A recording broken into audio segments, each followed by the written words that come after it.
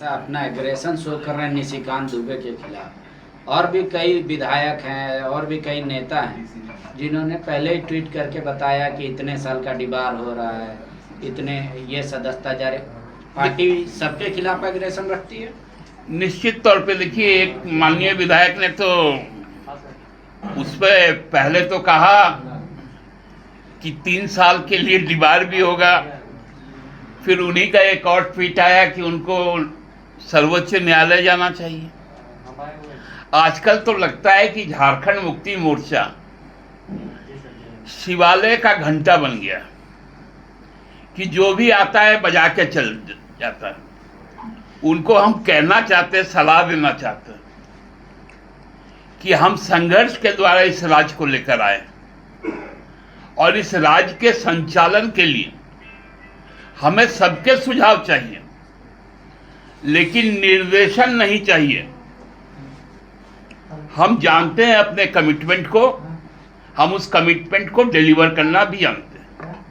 दादा, अगर ऐसी परिस्थिति सदस्यता जाती है तो कोई विकल्प है आपके पास? कोई नाम? राजनीतिक विकल्पों का ही नाम है। एक विकल्प आप बता दें, अगर आपको आप लोगों ने तय किया, आज बैठे थे आप लोग। विकल्प तो हमारा हेमंत सोरेन ही है। नहीं, मैं कह रहा हूँ कि अगर सदस्यता जारी की बात जाती है तो देखिए, बंगला में एक कहावत है, मासिर यदि मोछ होता तो मामा होता, तो मौसी का अगर मूछ होता तब ना मामा होता। तो हमारा जब नेता है और उसका विकल्प हेमंत सोरेन है, ये देश में आईन है या नहीं है? हम आईन के तहत ही चलेंगे और पूरे मजबूती के साथ हेमंत सोरेन जी की सरकार चल रही है। 2024 तक बड़े मजे में चलेगी और सबको जो जो कमिटमेंट है उनको हम पूरा करेंगे। दादा, जिस तरह से अभी विधायकी जाने वाली बात हो रही है, इसमें भाजपा का कहना है, यानी दीपक प्रकाश का सीधे तौर पर कहना है कि सत्यमेव जयते की शुरुआत हो चुकी है। उत्तर सत्यमेव जयते इनको दिल्ली में भी बुझा गया, इनको सत्यमेव जयते तो महाराष्ट्र में भी बुझाया है।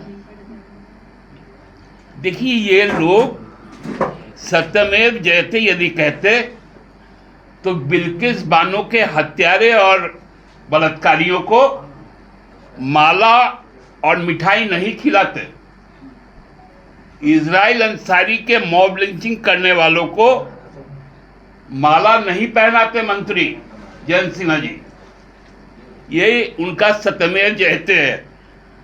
कृपया करके इस देश में इस पवित्र मंत्र को इनके मुंह से हम सुनना नहीं चाहते हैं, क्योंकि ये लोग तिरंगा यात्रा निकालते हैं। इनके 2 मंत्री जम्मू में, जब कठुआ में एक पुरोहित के द्वारा रेप करके हत्या कर दी जाती है, ये सत्यमेव जयते बोलेंगे?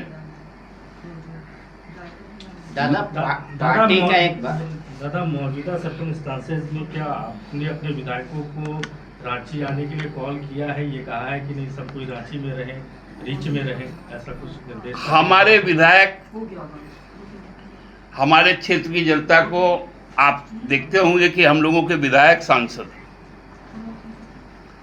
और ये आज से नहीं, बहुत पहले से क्षेत्र में रहना ज्यादा पसंद करते हैं। इसलिए अभी कोई राजनीतिक चर्चा शुरू ही नहीं हुई है, तो इसलिए वो अपने क्षेत्र में है।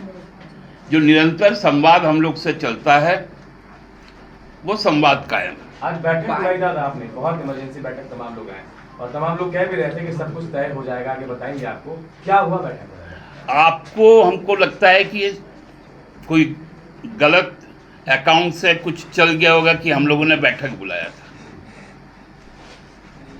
आपके व्हाट्सएप का में दूसरा कुछ आ गया होगा।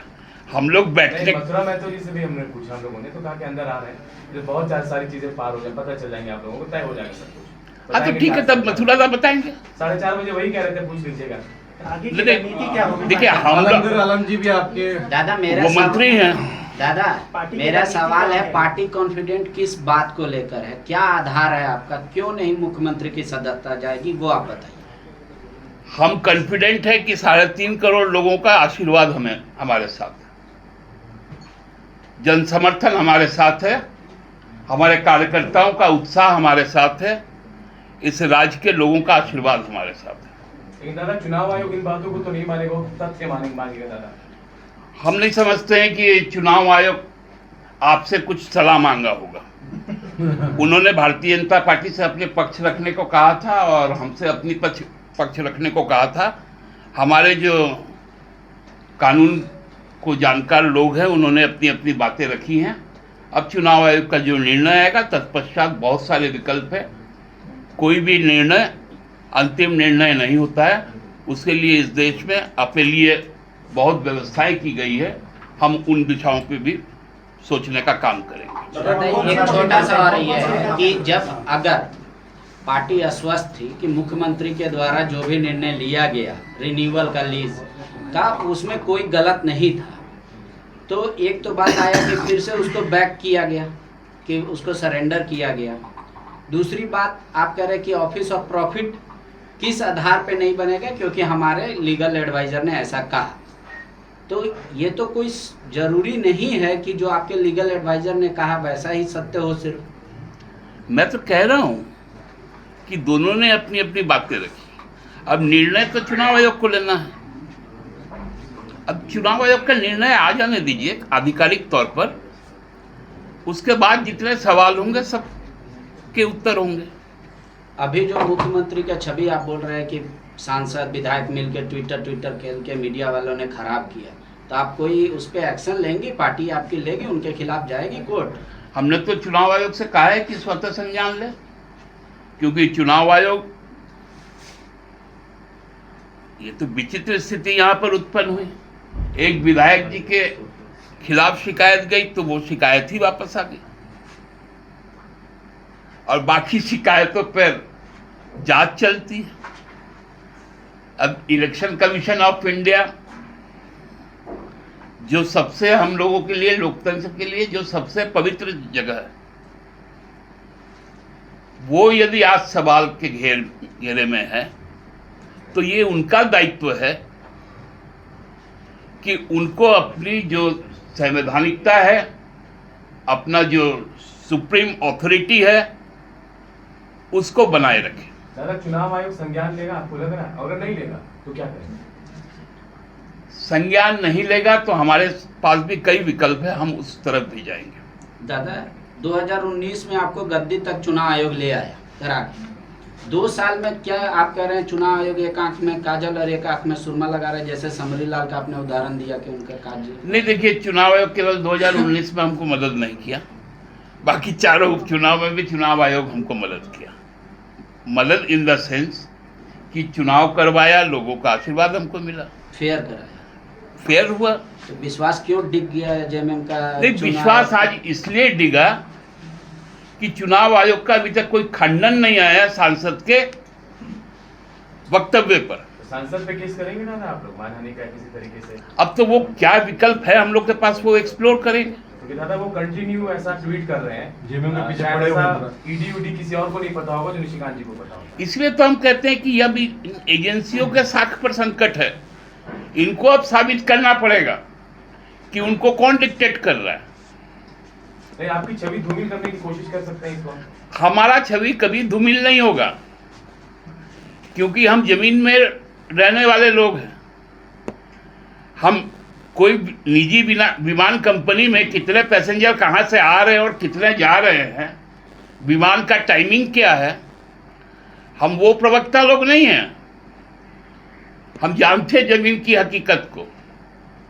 और धूमिल नहीं, धूल तो हमारे पैरों से लेके माथे तक सना हुआ रहता है, इसलिए धूमिल क्या करेंगे लोग। ज्यादा भाजपा के दीपक प्रकाश जी तो अस्वस्थ हैं कि चैलेंज भी कर रहे हैं कि अभी चुनाव तो अभी हम लोग आ जाएंगे।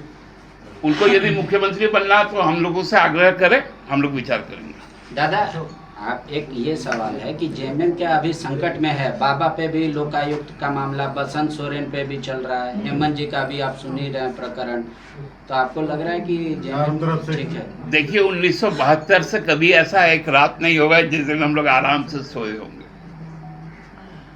ये तो 2022 है। हम लोग का अभी गोल्डन जुबली ईयर चल रहा है, तो इसलिए ये तो हम लोगों का चोली दामन का साथ है, संघर्ष और संग्राम, और संकट उसमें हम लोगों का एक आभूषण है, कोई दिक्कत नहीं। धन्यवाद।